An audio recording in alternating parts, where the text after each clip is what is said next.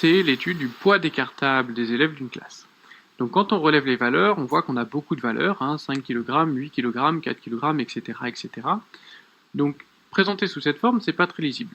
On va plutôt mettre ça sous la forme d'un tableau avec la masse en kilogrammes. Donc ici on a nos valeurs, 4, 5, 6, 7 et 8 kg. Et pour chaque valeur, on va compter combien de fois elle apparaît. Alors le nombre d'apparitions d'une valeur, c'est ce qu'on appelle son effectif. Alors par exemple, la valeur 4 kg, elle apparaît à 5 reprises.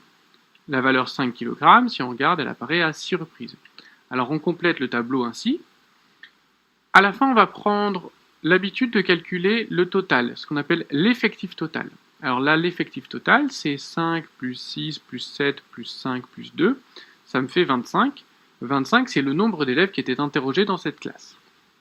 Alors, pour calculer le poids moyen décartable des élèves, on ne va pas faire un calcul classique en additionnant toutes les valeurs et en divisant par le nombre de valeurs.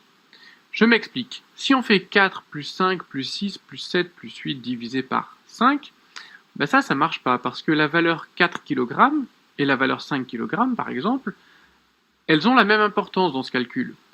Or, des sacs de 4 kg, il y en avait 5, et des sacs de 5 kg, il y en avait 6. Ça n'a pas la même importance donc. Si je prends un cartable de 8 kg, il n'y en avait que 2. Alors que les cartables de 6 kg, il y en avait 7. Et on leur donne la même importance dans ce calcul. Ça ne va pas. Donc on ne va pas utiliser cette méthode, mais on va faire une moyenne pondérée. C'est ce que tu feras à chaque fois que tu as des tableaux avec une valeur et un effectif. Alors pondérer quelque chose, c'est lui mettre un poids, lui mettre un coefficient. Alors voyons comment l'utiliser. Si je reprends mon tableau ici, les valeurs, chaque valeur, je vais la multiplier par son effectif. Donc par exemple, je vais faire 4 fois 5, 5 fois 6, etc., etc., etc. Ensuite, maintenant, je vais pouvoir additionner les valeurs multipliées de leur effectif. Et enfin, je vais diviser. Alors diviser par quoi? Diviser par l'effectif total, c'est-à-dire ici la somme 5 plus 6 plus 7 plus 5 plus 2, je vais diviser par 25. En fait, 25, c'est mon nombre total de valeurs, mon nombre total d'élèves dans notre cas d'étude.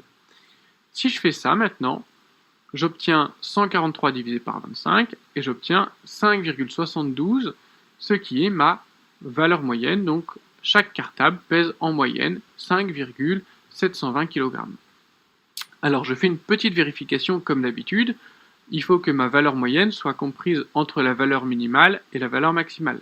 Donc ici, ma valeur moyenne devait forcément être comprise entre 4 kg et 8 kg. Résumons ce que nous avons fait. Pour calculer une moyenne pondérée, chaque valeur va être multipliée par son effectif. Ensuite, on additionne les produits ainsi obtenus. Et enfin, on divise par l'effectif total.